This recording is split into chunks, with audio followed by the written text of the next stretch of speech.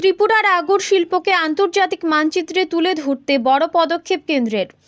উত্তর জেলার কদমতলায় আগর কারখানা পরিদর্শনের পাশাপাশি ৮০ কোটি টাকার প্রকল্পের শিলান্যাস করলেন কেন্দ্রীয় মন্ত্রী জ্যোতিরাদিত্য সিন্ধিয়া। ত্রিপুরার উত্তর জেলার ধর্মনগর মহকুমার কদমতলার উত্তর ফুলবাড়িতে অবস্থিত মামান ইন্ডাস্ট্রির আগর কারখানা পরিদর্শনে এলেন উত্তর পূর্ব উন্নয়ন মন্ত্রক কেন্দ্রীয় মন্ত্রী শ্রী জ্যোতিরাদিত্য সিন্ধিয়া। এই সফরকে ঘিরে আগর শিল্পের সঙ্গে যুক্ত ব্যবসায়ী ও স্থানীয় মানুষের মধ্যে লক্ষ্য করা যায় ব্যাপক উৎসাহ উদ্দীপনা।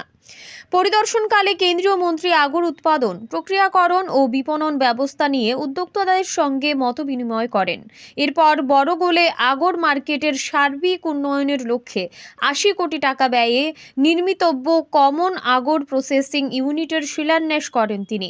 এই প্রকল্প বাস্তবায়িত হলে আগর শিল্পে নতুন সম্ভাবনার দুয়ার খুলবে বলে আশা প্রকাশ করেন স্থানীয় মানুষজন।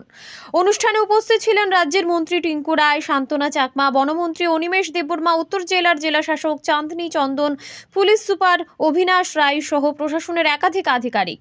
কেন্দ্রীয় মন্ত্রী জানান, আগর শিল্পকে কেন্দ্র করে ত্রিপুরা সরকার যে স্বপ্ন দেখছে সেই স্বপ্নকে বাস্তব রূপ দিতে কেন্দ্র ও রাজ্য সরকার একযোগে কাজ করছে।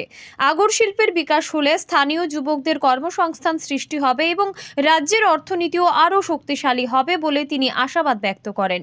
সব মিলিয়ে এই উদ্যোগের মাধ্যমে ত্রিপুরার আগর শিল্প যে এক নতুন দিশা পেতে চলেছে সে বিষয়ে আশাবাদী প্রশাসন থেকে শুরু করে শিল্পের সঙ্গে যুক্ত সকলেই। Bureau report, digital Tripura.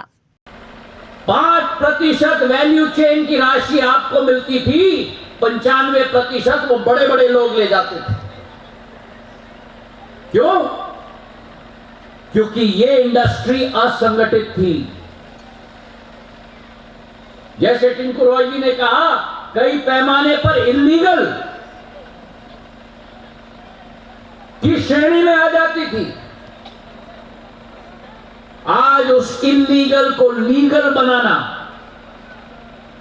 सरकारी सिस्टम को आपके ऊपर पुलिसमैन के रूप में नहीं, लेकिन आपके साथ कंधे से कंधे मिलाकर आपका सहभागी बनाने का कार्य भारत सरकार ने किया है मेरे भाई और बहनों।